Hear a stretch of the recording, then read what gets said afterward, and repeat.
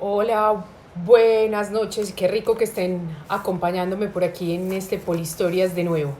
Hoy vamos a hablar de un tema maravilloso y que pues además tiene muchísima trascendencia y relevancia en el momento histórico en el que estamos viviendo. Hoy vamos a hablar de marchas, pero vamos a hablar de marchas de mujeres en la historia.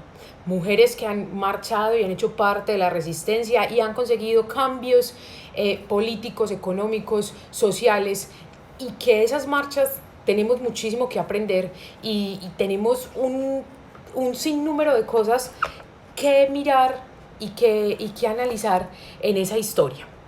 Entonces, digamos que las protestas lideradas por mujeres han influido en la historia desde la Revolución Francesa e incluso antes, solamente que esta de la Revolución Francesa, digamos que es una de las más famosas, y siguen influenciando y generando un impacto hasta nuestros días.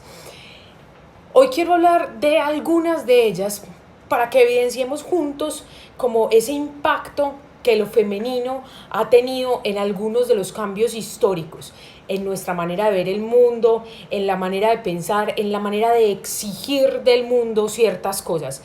Y por supuesto, pues para usar como digamos una excusa nuestra realidad nacional y nuestro contexto actual, para recordar algunos de esos momentos de la historia de las mujeres que merecen mención y que merecen que recordemos y volvamos a traer a la memoria en estos momentos. A mí recordar es una palabra que me gusta mucho porque su etimología es súper bonita y viene del latín de recor cordis, que es volver a pasar por el corazón. Entonces cuando digo recordar todos estos momentos, quiero como a enfatizar ese asunto del recordar, es volver a sentir eso que sintieron esas mujeres, eso que sintieron estos pueblos en su momento. Entonces empecemos por hablar de una protesta de la que pocos hablan y de la que no se le ha dado tanta bomba como aquella de Versalles en la Revolución Francesa. Un día de Año Nuevo aparece un evento muy particular y llamativo.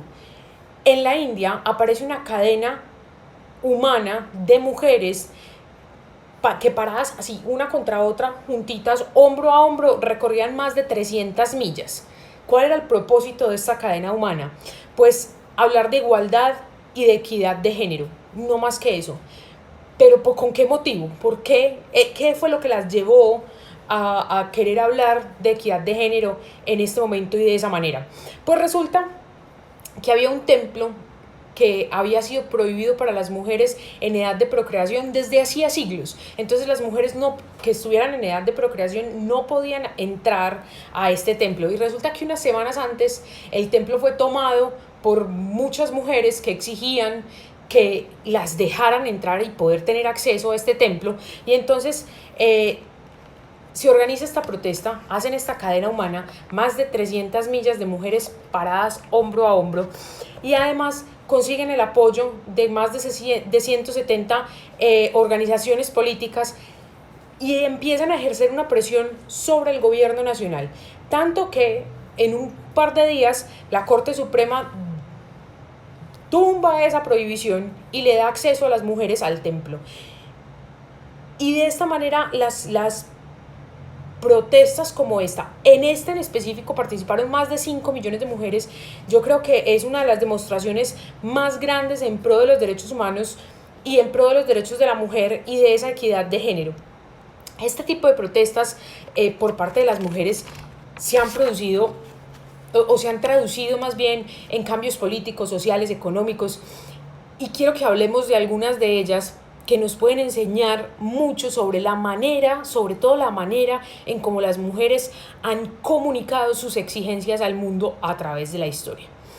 Y vamos a hablar de algunas protestas un poco extrañas, otras de las que se ha hablado mucho, y vamos a empezar por una de ellas.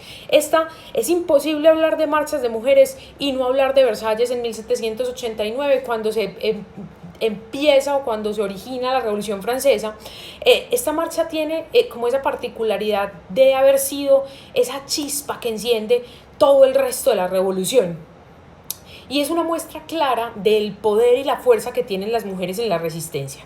¿Cuál era el problema? ¿Cuál era la circunstancia? Resulta que el precio del pan estaba por las nubes y el pueblo tenía hambre. Estas mujeres no tenían cómo alimentar a sus hijos. Entonces, en una muestra de resistencia, se toman el Capitolio y exigen de los oficiales del gobierno que se abran las reservas de grano que tiene el Estado para que el precio del pan baje y puedan, digamos, de alguna manera mitigar la crisis de hambre del pueblo.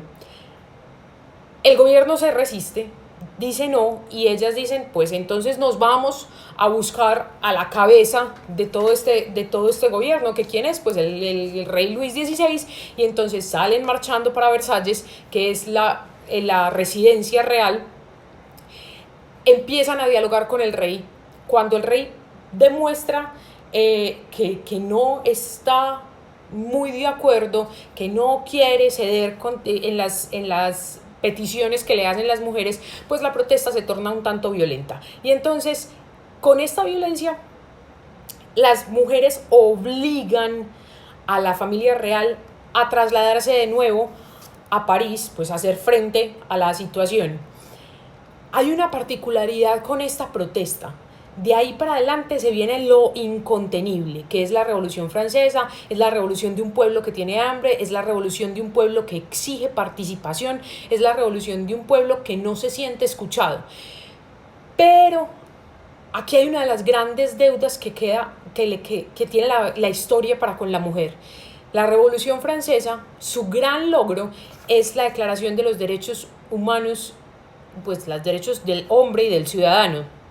Pero resulta que en los derechos del hombre y del ciudadano no se menciona por ningún lado a esa mujer que fue realmente la precursora de la Revolución Francesa, a esa mujer que estaba ahí en el frente de batalla, en la primera línea, resistiendo y haciendo parte y casi que convenciendo a sus hombres, a sus padres, a sus hijos, a sus hermanos, de que dieran la batalla. Y la historia la deja por fuera del gran logro de la Revolución Francesa. Vamos a seguir con otro episodio bien interesante, que es el desfile del voto, o The Women's Suffrage Parade. Este suceso se lleva a cabo en 1913 en la capital de los Estados Unidos. Pero este evento tiene unos antecedentes claros que tenemos que mencionar, y es que en 1908 más o menos una serie de manifestaciones y demostraciones públicas van a ser programadas por cientos de mujeres y de organizaciones de mujeres en el Reino Unido. Estas manifestaciones de estas mujeres en el Reino Unido van a desembocar en lo que conocemos como el Women's Sunday o Women's Sunday, un rally político de más de 250,000 mujeres que creo que hasta hoy sigue siendo una de las más grandes demostraciones públicas en el Reino Unido, y que van a dar pie a esa gran batalla por el voto de la mujer. Pero volvamos otra vez al Suffrage Parade en los Estados Unidos de 1913, que sería, digamos, como esa primera demostración de un acto público por los derechos humanos en Estados Unidos.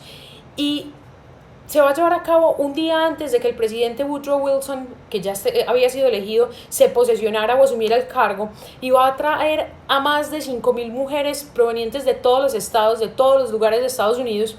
Y esta protesta, que por demás fue pacífica, va a revivir el movimiento que resultaría finalmente y que resultaría finalmente victorioso en conseguir el voto de la mujer en los Estados Unidos, que va a ser uno de los primeros países en otorgarle el privilegio del voto a la mujer, que no es ningún privilegio, valga decirlo. Quedémonos en este mismo país, que, digamos, sin lugar a dudas ha sido uno de los más activos en el movimiento por los derechos de la mujer, y debemos hablar de la huelga por la igualdad de 1970.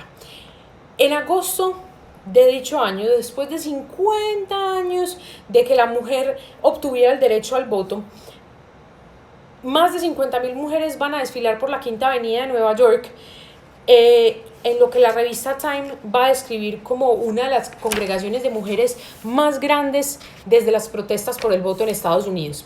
El evento que se conoce como la Huelga de Mujeres por la Igualdad tiene un logro excepcional, y es que va a establecer y va a lograr que el feminismo se convierta o sea reconocido como una fuerza política que no puede ser ignorada. Entonces, además de esto, va como a empezar a rotar ese engranaje de lo que es el feminismo como movimiento político y como fuerza política, y en 2 años de trabajo de este movimiento pues van a pasar el título noveno de la Constitución americana, que de hecho prohíbe la discriminación de sexo en programas educativos, que va a ser uno de los más grandes logros de las protestas femeninas en la historia de los Estados Unidos. Y además tiene otro logro que para mí es encantador, y es que un par de años después se va a dar otra huelga en 1975 en Islandia, y van a estar hablando las mujeres de Islandia de equidad de género y van a llevar al país a un paro total que nos va a permitir percibir, digamos, el poder o la importancia de la mujer en la sociedad y las contribuciones que tiene a la economía. Estas mujeres decidieron parar y pararon el país en pleno. Entonces, la protesta llevó a Islandia a decretar una ley de equidad de la mujer y va a sembrar la semilla para que más tarde, en las siguientes elecciones, la primera mujer elegida por voto popular fuera escogida en Islandia, y va a ser la presidenta de dicho país hasta hace muy poco. Pero las mujeres no solo han protestado por hambre o exigiendo derechos.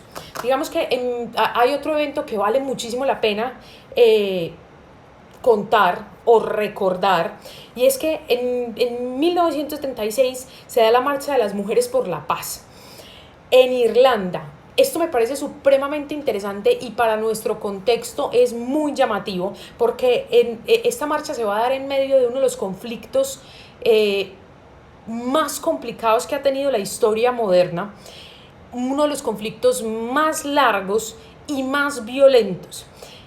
Las mujeres salieron a la calle por decenas de miles. Sus organizadoras, que van a ser 2, que son Myriad Corrigan y Betty Williams, posteriormente van a obtener el Premio Nobel de Paz por una sencilla razón, y es que esta protesta que organizaron de mujeres va a ser ese punto de quiebre en el que va a empezar a urdirse la resolución del conflicto. Sin esa protesta, las conversaciones posteriores nunca se hubieran dado. Entonces es una protesta que cambia, digamos, la manera de pensar y de acercarse al conflicto de todo un país. Pero quizá, digamos que las protestas más interesantes, y aquí pues ya entro a modo de chisme, las protestas más interesantes que han hecho las mujeres, para mi gusto, en la historia, son aquellas que conocemos como las huelgas de piernas cruzadas. Cuando uno le dice huelga de piernas cruzadas, pues a uno le toca detenerse un momentico y pensar qué es lo que le quieren decir con ese nombre. Resulta que este es el caso de varias protestas femeninas en la historia, y tienen de interesante que las mujeres hacen uso de aquello que siempre las ha definido como débiles: su sexo. Y han encontrado en el poder de la sexualidad una manera de ejercer presión en la sociedad.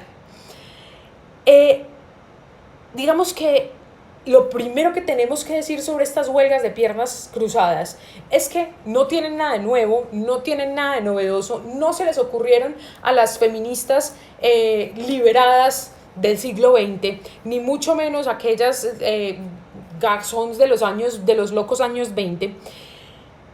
Y aquí nos tenemos que volver, imagínense el salto que vamos a dar, nos vamos a devolver hasta el siglo V antes de Cristo en la antigua Grecia. Resulta que en la obra de teatro Lisístrata,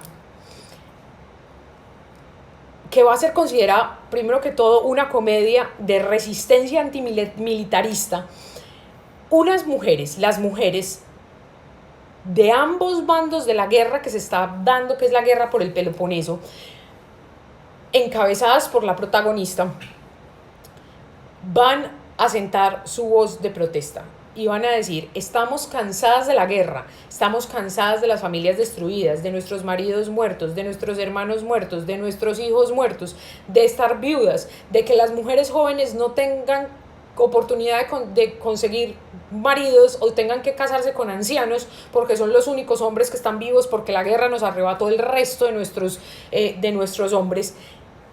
Y en palabras de Lisístrata dice: si nosotras no aceptáramos, sino que nos abstuviéramos, las treguas se harían rápidamente, bien lo sé. Y con estas palabras va a animar a todas las mujeres de ambos bandos a un asunto supremamente interesante, y es, primero que todo, a estar siempre arregladas y provocativas, y segundo, a negarse a mantener relaciones sexuales con sus maridos hasta que no pongan fin a la guerra, el tiempo que fuera necesario. La huelga se hace, como les digo, en ambos bandos, y desesperados los hombres van a firmar rápidamente la paz. Y esto ocurre al final de la comedia, que es por demás decirles que está llena de situaciones cómicas, de doble sentido, de un lenguaje que raya entre digamos, lo vulgar y lo poético. Y aquí pues un recomendado para todos aquellos que creen que la antigua Grecia solo produjo filosofía y tragedias e historias épicas.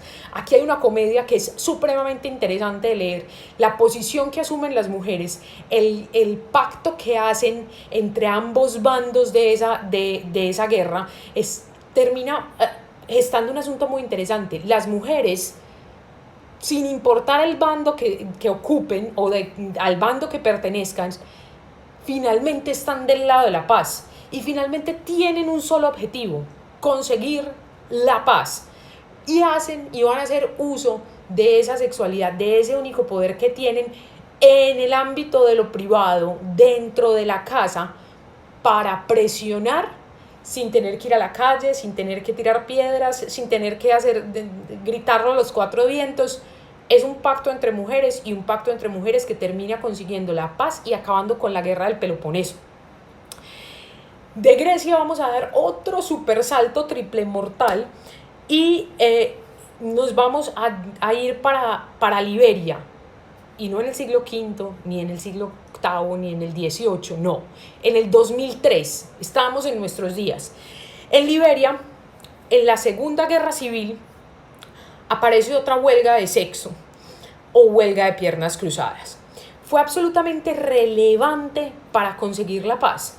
Resulta que Leymah Gbowee, que junto con la asociación de Women for Liberia Mass Action for Peace, organiza una protesta, quizá inspirada por esta comedia que les acabo de mencionar. Y esta protesta tiene como particularidad que se unieron miles de mujeres sin importar sus religiones. Aquí había un tinte religioso supremamente subido en este conflicto, y había mujeres musulmanas, y había mujeres católicas, y había mujeres de varias religiones que estaban en conflicto directo. Religiones, no las mujeres, religiones que estaban en conflicto directo, pero por ello las mujeres también de alguna manera. Y sin importar sus religiones, esta mujer logra unirlas para convertirse en una sola fuerza política contra el gobierno y la violencia. Las conversaciones que ya habían empezado, digamos que llevaban estancadas meses sin lograr el objetivo que finalmente era la paz. Y estas mujeres organizan varias protestas no violentas, entre las cuales se va a contar la decisión de no mantener relaciones sexuales con ningún hombre. Ya no era solamente con sus maridos, con ningún hombre. Y esta huelga la mantuvieron hasta que las conversaciones llegaron a buen término con unas elecciones populares, que además dieron como resultado la elección de la primera mujer presidente en el continente africano. Entonces, lo que me parece un resultado muy bonito, porque no solamente es lograr la paz, que era ese objetivo fundamental de la protesta, sino que además consiguen, digamos, de alguna manera lo que podemos considerar un reconocimiento político a ese trabajo arduo que hicieron con las protestas, y se les reconoce diciéndoles: ustedes lograron la paz y una de ustedes será la presidenta de Liberia durante los próximos años. Como estas protestas de piernas cruzadas, huelgas de piernas cruzadas, muchas: Kenia, Turquía, Bélgica, Filipinas.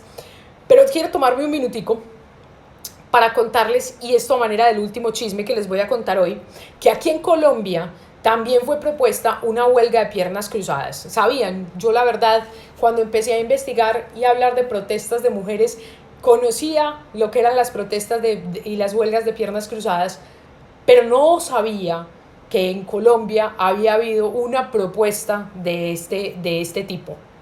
Es más, les voy a echar otro dato: no fue una, han sido varias las propuestas de este tipo de huelgas en Colombia. Pero en Colombia tenemos una particularidad. A mí realmente me parece maravilloso este país, porque todo lo hacemos a nuestra manera. Pues resulta que esta no va a ser la excepción. Esta es una huelga de piernas cruzadas que fue propuesta por un hombre. Las demás huelgas de piernas cruzadas en el mundo han sido propuestas por mujeres, pero además este no era cualquier hombre, pues era el general Bonet, general de las Fuerzas Armadas colombianas, y en octubre de 1997 se va a referir públicamente y va a proponer a las esposas y a las novias de los miembros de la guerrilla, de los miembros de los paramilitares, de los narcotraficantes, que entren en huelga de piernas cruzadas y se nieguen a tener relaciones sexuales con sus novios o esposos o maridos hasta que no se consiga un alto al fuego. Digamos que esto pasa en uno de los momentos más crueles y más difíciles de la historia del conflicto colombiano, y es una propuesta por demás extraña, pero yo creo que se habían intentado tantas cosas que esta era una más de tantas. Es muy extraño que un hombre salga a proponerle a las mujeres este tipo de iniciativas y de protestas. Sobra decir que la iniciativa pues tuvo poco éxito, por no decir que ninguna, y además fue de alguna manera ridiculizada, porque la misma guerrilla va a salir a contestar la propuesta del general Bonet, diciéndole: queridísimo general, en nuestras filas contamos con más de 2.000 mujeres que, como miembros activos, no son solo las novias de nuestros miembros, hacen parte de nuestro ejército y de nuestras filas. Entonces eso quedó ahí pues como en el aire, y no fue ni cinco exitosa. Pero en Colombia no todas las huelgas de piernas cruzadas han sido fallidas. Esta es otra que me parece supremamente particular, sobre todo por el objetivo que tiene, porque es que huelgas, protestas de mujeres y protestas por los derechos de la mujer, por la equidad de género, por la paz, por muchísimas situaciones que uno dice son trascendentales. Esta huelga va a ser una huelga de piernas cruzadas que dura 3 meses y que fue hace no tanto, realmente en el 2011, y un grupo de mujeres hace esta huelga y la mantiene por más de 3 meses, logrando, oigan esto, que el Estado arregle la carretera que conducía del municipio de Barbacoas a la capital del departamento de Nariño. Hacer una huelga de piernas cruzadas por el estado de una carretera. Tiene uno que preguntarse hasta qué punto las protestas empiezan a transformar su sentido y a transformar su finalidad. Pero dejemos un poco el chisme de lado y volvamos a la historia. Las protestas lideradas por mujeres como estas que les he contado hoy, que realmente son unos pincelacitos, hay muchas protestas lideradas por mujeres, y me encantaría poder hablar y sacarle el tiempo no solamente a las protestas históricas como las que les estoy contando, pues claro que hay una ahí que es medio literaria, pero sí quisiera hablar de protestas de mujeres en la literatura y en el cine, a manera de reconstruir ese otro imaginario de cómo protestan las mujeres, de cómo exigen las mujeres. Pero digamos que las protestas lideradas por mujeres han sido muchas. Protestan por sus derechos, por el hambre de sus hijos, por la igualdad, por la equidad de género, por el medio ambiente, por la paz y por muchas otras razones. Pero lo que quiero o a lo que quiero invitarlos hoy a pensar es que todas estas protestas, lideradas o no por mujeres, que realmente han conseguido trascender en un cambio, sea político, sea social, sea económico, o un cambio incluso de pensamiento o de manera de ver el mundo, tienen una cosa en común, y es que hay una conciencia clara del por qué se protesta, un conocimiento profundo de las razones y, digamos, una permanente certeza del contexto en el que se realizan. No es una protesta porque sí, hay una protesta y una claridad sobre ese objetivo, y no es un objetivo que cambia o muta de acuerdo a cómo se vaya desenvolviendo la protesta. Si estamos protestando por lograr la paz, si estamos protestando porque las conversaciones de paz en Liberia o lleguen a buen término, o en Irlanda lleguen a buen término, pues es eso por lo que estamos protestando y conocemos el contexto en el que lo hacemos. Entonces creo que ese es el punto o el punto que se tienen que llevar las protestas para que logren realmente ser exitosas. Tener un fin claro nos va a llevar a poder conseguir un objetivo. Entonces, digamos que sin estos elementos cualquier protesta se desvirtúa y los cambios políticos y sociales y económicos que se consiguen como dirían nuestros papás y nuestros abuelos, con conocimiento de causa. Se consiguen con esa certeza de qué es lo que estamos buscando y por qué estamos protestando. Y bueno, en ocasiones también se consiguen con el empujón de muchas mujeres dispuestas a pararse en la resistencia y en esa primera línea de batalla. El llamado hoy, en medio de todas estas situaciones en las que vivimos, es a que nos informemos, a que conozcamos, a que entendamos nuestros contextos para poder tener un piso desde el cual exigir o desde el cual protestar. Esa es la historia y el chisme que les quería traer para hoy. Mil gracias por acompañarme en este Polihistorias. Siempre es maravilloso compartir con ustedes. Nos vemos dentro de 15 días.